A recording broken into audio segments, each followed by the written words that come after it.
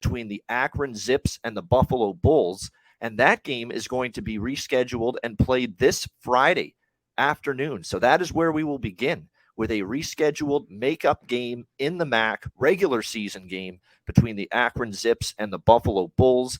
Right now, we've got Buffalo 13, actually down to 12.5 in some spots here. Home favorites, 55.5 being the total in this game. Buffalo, a huge double-digit favorite. Now, this game, I think in a perfect world, if Buffalo had hung on and beaten Kent State on Saturday to clinch bowl eligibility, get that 6th win, I don't think they would have played this game. I don't think Akron gives two shits about playing this game. They've had a dismal season. They probably just want it to end at this point. And Buffalo, if they had gotten the 6th win, they probably said, you know what, we wouldn't have made a big deal of trying to get this game played. But because Buffalo blew it against Kent State, and man, did they blow it. They led pretty much the entire game, and then they ended up losing 30-27 in overtime against Kent State. But because they lost that game, they're still sitting on 5 wins, and they still need one more win to become bowl eligible. So that means they pretty much have to play this game so that Buffalo at least has plays out their full regular season schedule and at least has the opportunity to become a bowl team. So they will have another crack at it here against Akron. This is on Friday afternoon at 1 p.m. Eastern time. Buffalo, certainly motivation is there, but, this is not a team that's playing their absolute best football right now. The defense has kind of struggled the last few weeks. The losses to Ohio, Central Michigan, and then Kent State last week. Defense couldn't get a stop with the game on the line. That's a little bit concerning when you're laying double digits here in this spot. What do you get from Akron now? An Akron team that obviously has had a rough 2-win season, 2-9 straight up. Yet they're only 5-5-1 ATS. So you actually have been able to cash tickets with Akron at times. And in fact, you look back at their last 8 games, they are actually a profitable 5-2-1 ATS during that time.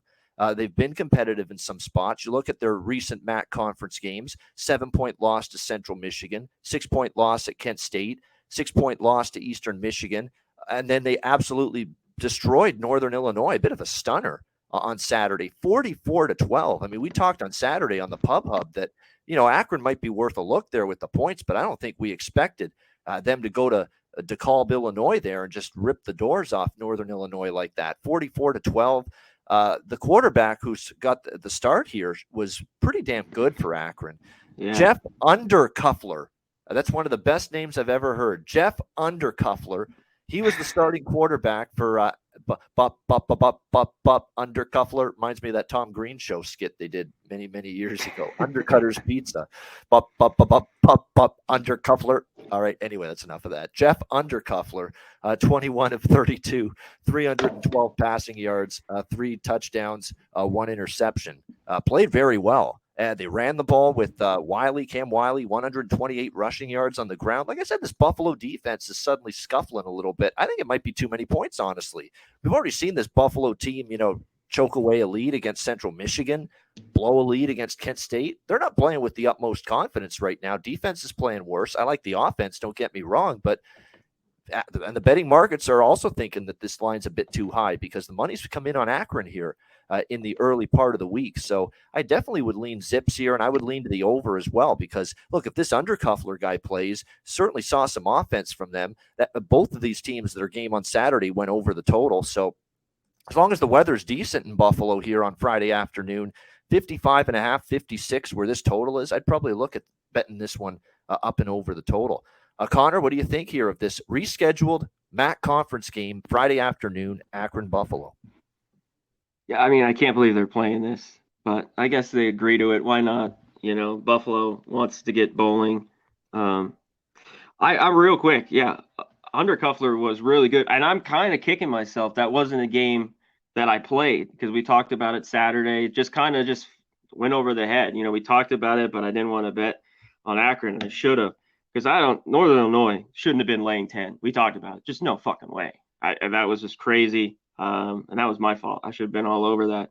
But I like how Akron's been playing, a little bit lately. Even some of the, whether it was Kent State or Eastern Michigan losing by 6, this team can hang around. The record hasn't shown it. But that was a huge win. Buffalo's just not the same team. The only thing is they're at home. Does Akron really care? I mean, they got to be feeling good, though, after that win. So for me here, it's the points. and overall, Buffalo kind of been an over team. That last game got over. And same thing with Akron. I remember that Miami, Ohio game kind of went under. There was one other one, maybe Liberty on their schedule, but they've been a pretty good over team, right around 60 points, Akron game. So I'd lean over a little bit as well. I think take the points and lean over. Yeah, exactly. The Akron defense, let's not forget, they're pretty bad. I can't explain how they just all of a sudden held Northern Illinois to 12 points. Well, I can. Cremascoli is a bad quarterback. I've seen enough of that kid now for Northern Illinois. Yeah, He's not very good. The Italian yes. Paisan ain't getting it done here for Northern Illinois down the stretch at the quarterback spot. And Buffalo's got a good offense still, in my opinion. They've got Snyder at quarterback. It's funny. I believe they're kind of using as a bit of a I think he was originally a quarterback, and they're using him more as a running back now, believe it or not. At least they did last week, Matt Myers. It was the weirdest thing, but it worked for a large part of that game, and then the defense folded. So bottom line is I trust both offenses more than both defenses, so I agree with the overlook. And like I said, I would lean to taking the points, believe it or not. Again, must win doesn't equal will win. It's very important to remember that. How did betting a team that was in a must-win spot to guarantee they were in the Pac-12 championship game work out if you bet Oregon, on Saturday? So same thing. You don't just bet a team because they've got to win the game, and that's the thing. And not only that, but Buffalo's laying 13 here, or Ohio State. Yeah, there you go. This is Jam Ohio State Day. On the Hitting the Books show for our guy Big Show, and rightfully so. He's got every right to be excited and happy and throw some shade at Ohio State for a big win for Michigan, humiliating them in the second half of that game. It's funny. I heard some people say prior to that game Saturday, it was just a fluke. I mean, Michigan got their one win at home in Ann Arbor last year against Ohio State. Not going to happen again in Columbus, where they haven't won in 22 years. Well, they're eating some crow here on a Monday afternoon, those people. Oh, yeah. Yeah, I know. I don't want to get into it. I heard it all week from everyone. I saw it in some of these comments from our show, which always is a great place to look. That Michigan had no shot. So shout out to Ohio State by a million.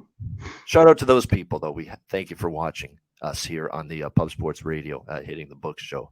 You make the show better. You really do. All right.